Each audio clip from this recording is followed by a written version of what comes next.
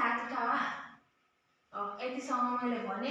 अब फेरि म उयो जस्ट उयो बुझेको छ कि छैन समझ आयो कि नहीं क्योंकि हिंदी में थोड़ा तकलीफ हो रहा है मुझे एक्सप्लेन करने के लिए तो समझा है कि नहीं वो जानने के लिए जस्ट वो करना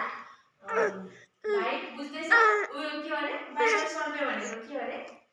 मतलब बाइबल सर्वे भनेको के छ क्या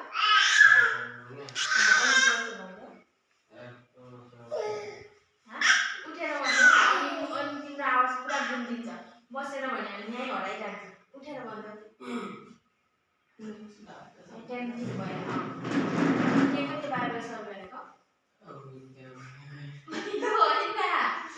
म फर्स्ट सुरुबाट सोध्दैछु बाइबल सर्वे भनेको चाहिँ के को थियो अघि पता के को थियो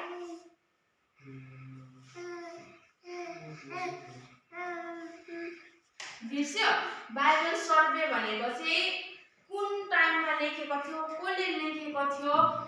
हैन कसलाई लेखेको थियो यिनीहरू सबै कुरा हेर्नुलाई मजाले हेर्नुको लागि चाहिँ के भन्छ बाइबल सर्वे भन्छ हैन अनि भिक्टर भन्दा त बाइबल सर्वे किन गर्नु पर्दैन किन गर्नुपर्छ कसरी ल आफैले सजेस्ट गर्छु ल